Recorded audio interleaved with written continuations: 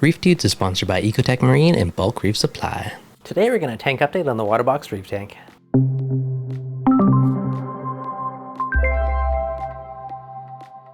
What's going on, guys? Devin from ReefDudes. Now, it feels like it's been a little while since I did a tank update, so let's get to it. The thing about that, it feels like it's been a while since I did an update, but it doesn't feel like it's been that long since I gave the tank a big trim. And it already feels like it needs one again, which I think is just ridiculous. It's kind of the love-hate thing of a tank growing in. You know, it looks freaking amazing, but it requires a little more maintenance to kind of keep things from not growing into each other. And even some of the gonies, like these guys are just getting massive now. Those tentacles, like it's just a huge ball, which again is pretty amazing, but it's starting to sting other corals. I got to move stuff around. You can see it's starting to, you know, kill some of the tips on that from rubbing that guy. So of course I got to move him somewhere else. Now some of the other funky things in the tank, I had a coral spawn a few weeks ago, which I think was really awesome. My Miyagi tort spawned in the tank. I came home and the whole tank looked like a giant snow globe. And if you haven't seen that video, check it out because it was just such a cool thing to see. Now, the other day, someone was asked if I'm still running the same light schedule, and I basically am. It's the same kind of blues to the whiter, crispy peak period, kind of like it is now, and then back down to the bluers at nighttime. So it's still, even though when I say it's white, it still has that nice crispy colors, nice pop. And given the fact that I've had coral spawning under my light schedule I've been running for the last few years, it's kind of proven that's a pretty awesome schedule. So if you guys do want to check out my schedule, I'll link it to one of my prior videos on it. You can definitely let it. It works best on the pros, but you can use it on the blues as well. But definitely tried and true at this point, so super duper stoked to have coral spawning. I think that's just amazing. Another few questions I've been getting asked a lot lately was around KFC dip and updates and torches. Now all of my Hellfire torches, they were receding. There wasn't much of a flesh band on there. I did that dip. This is probably, might even be a year ago now. Now you can't kind of see because the heads are super fluffy, but they've all recovered. They've been super duper happy. Now I'm gonna say about 50-50 because on the Hellfire, or sorry, the Dragon Soul torch, that's what that guy is, super duper happy. You can see the green one, there isn't much of a flesh band. It's still kind of receded. That one's kind of stayed status quo. Hasn't really gotten worse, but hasn't really gotten better. But the Dragon Soul looks amazing and is fully recovered. So overall, I'd say it did work pretty well for me. Now I did do some thinning out the tank, which you can almost not even tell anymore. I gotta do some more. Even the torch, you can see it's starting to tickle some of the little milli tips there, so that's gonna need a bit of a fragging to create a little more of a gap. But overall, you know, most of the tank is pretty happy. This guy's already touching the glass again. Like every time I use the magnet scraper, I seem to frag off some more stuff. That's one of the biggest problems right now. You can see it's literally resting on the glass from getting smacked with the magnet. If this tank could be, you know, a foot wider, I think that'd be absolutely amazing. And part of that comes down to my scape. You know, so on a future tank, I would definitely go wider and add more depth to it. I love that aspect. And I would leave a little more distance between the rock and the glass for corals to grow. Now, of course, you think you have a lot of space, but 2 or 3 years later, that space gets eaten up by coral growth.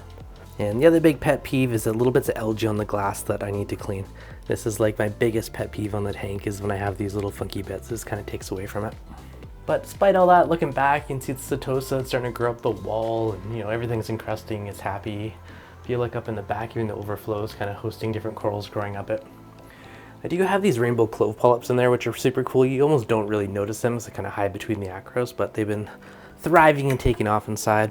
Semi-shamefully, my sump is kind of hiding a bunch of stuff that really just needs a good cleaning and get her back to a nice pristine state. I have been using the Bubble King Mini 160 on this tank for a little while. It is hands down the quietest skimmer I've ever owned. It is certainly not cheap, but it does skim well and it is extremely quiet, which are big wins. So that's been running pretty good in here, no issues with that. Return pump, everything, nothing's really changed on that front on here. The filter roller lasts ages now. That's actually one big thing I'd say. When I first had a filter roller, when you first add one to a tank, you burn through the rolls a lot quicker. But, you know, come, you know, a year or two later, you know, it's got all the particles out of the sand. It's got a lot of that stuff. And now the rolls last me ages, which I think is really cool. So it's something to kind of consider if you do add a filter roll to a tank. You will go through a lot more rolls for the first little while, and eventually it's going to kind of teeter out and last a long, long time. Now, as for the dosing thing, I've for whatever reason, added more stuff to the mad scientist mix. So the main staple in the back here is the calcium reactor. And on top of that, I also have a calc stirrer. And I also have dosing, which I'm playing with some hydroxide and normal calcium. And then I decided to add even more complications to it and add in some alpha reef. So this has been working well. I mean, it's slightly convoluted. Some people would say it's overly complicated. But another aspect might be like, hey, it's extra redundant. If one of these methods fail, I still have multiple other methods to kind of keep the tank afloat. So it's different perspectives. I've been trying to play with, if I dose a little more of this or that, can I use a little less calcium reactor and boost the pH up? But again, that might not even be the best answer because now I'm dealing with coral growing into the glass. So realistically, I might even be better just simplifying my dosing back down to the calcium reactor and a bit of supplemental on top of that. And having a lower pH and a little lower, slower coral growth might be a good thing. You never know, right? So different random kind of considerations.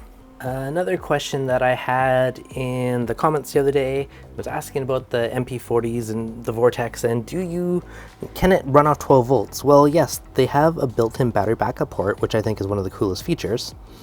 And how that works, once I find a little plug. So there's two ports. You got your main 24 volt port or 36 volt. These MP60s, I think they're 24, but maybe they're, and when you pull that out, you can see it turns off and kicks back over to battery backup mode, and now it's running off battery. So super cool way to have a battery backup on your power heads. I love the fact that Ecotech has them built into their quiet drive drivers, and that's one of the main, a really big selling point for them. And the other big selling point for me, no wires in the tank. I love that. It is so clean. You don't have wires going up and over the rim. It just makes everything just look nice and crisp. Now, on my dosing, I've also simplified this since the last update. If we spin around to the back, I only have 2 bottles on here right now. So I have flatworm exit dosing to the tank, just for a bit of coral encrusting growth, and I have 2 different tropic marine A and K, and I think I'm doing about 8 mil a day of each of these.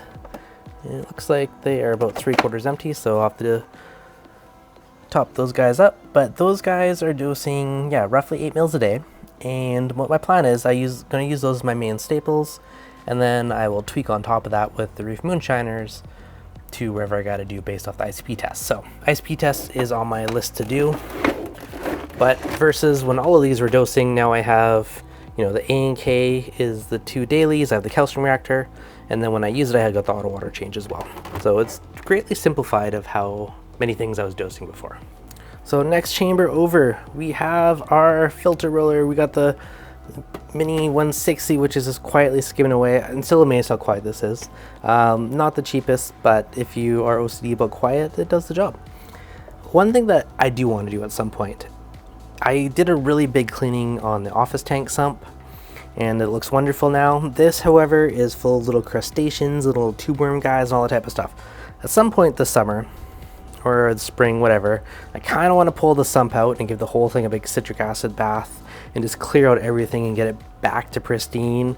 May or may not cause a little mini cycle and upset in the tank, but I mean, I would just love to get this back to its pristine glory again and get rid of the chaos. Now, unfortunately, it is not all sunshine and roses. I did lose a yellow tang, and I don't know why.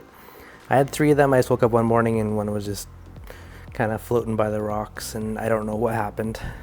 I somewhat question if he was getting picked on a bit, because he did have a little bit of ratty fins. You can kind of see on him, on the bigger guy. His are nice and pristine, and this guy is definitely, not quite as pristine, a little bit raggedy on the top edge there. And that could be the yellow or the purple. I'm trying to keep more of an eye on it lately. So that was really sad to lose him. But aside from that, all the rest of the fish seem doing pretty good. For the most part, I don't really see any squabbling in the tank, so that's kind of the odd bit, but just a little bit of a tattered fin kind of just shows that, right? But for the most part, they're swimming together. You don't really see anyone picking on anyone. I shamelessly still have corals that have been sitting on my sand bed for ages and ages, but at least they're happy, at least they're growing, so it's a good sign. This guy, it's kind of funky. The front of his little petals are super short, where the higher flow is the ones in the back, and the lower flow, you can see they're much more puffy. Kind of funky how you can see such a big difference just like across the same coral. You can see that one head right in the middle there is closed up a bit, and you kind of see it's just nothing but flesh, where before you'd see a tiny bit and some skeleton. So really happy that the torch is recovered, because that is one of my favorite one, and that seems to do pretty well in my tank in general. This guy right here, it was the Maleficent, I believe it's called, and it was receding a little while back, so it was having some STN. I did absolutely nothing and just kind of let it do its thing, and it stopped, and you can see it's starting to grow back again now, which is kind of cool. So you can kind of see the little bit of a dead base, and then above it, it's nice and white. So if I had a coral that was RTNing and receding very rapidly, I would likely cut off a good chunk above it, try and save it and put it somewhere else in the tank, usually about a 1/4 inch above where the RTN is happening. But I've also found when something's STNing, it sounds weird, but usually if you, again, it doesn't hurt to frag it, but a lot of times where I've just kind of left it, it's regrown back over on its own, which is kind of cool to see. But I think that's something that happens if you have good water quality, you know, everything else in your tank is reasonably stable. Of course, that's not always the case, but in my experience, that's worked out fairly well. And then a couple little chunks. Obviously I gotta do something with it, but I got a little chunk of Walt Disney just chilling on its side there. I gotta glue these guys, but it's surprisingly super fluffy polyps for just sitting there. But I do have some up here, and you don't even see it. It's kind of hidden away, so I'm trying to frag off a few little pieces to propagate some more in the center of the tank where it can show off its fluffiness and kind of flows in and goes with the orange passion, which I love that guy. It's super colorful, super shaggy. She's definitely a beauty. And the other thing I always get asked about is my light bar. So this is my floating light bar, which I've made out of extruded aluminum. I have done a few videos on it. Super cool project. And again, that's bolted to the wall and just floats above the tank, which I think looks super cool. So yeah, quick update on the Waterbox, just because I know it's been a little while. Hopefully you guys enjoyed this. If you did, of course, that like button. If you're new, make sure you subscribe. And if you got any questions on anything at all in the tank, let me know in the comments below. Catch you guys on the next update.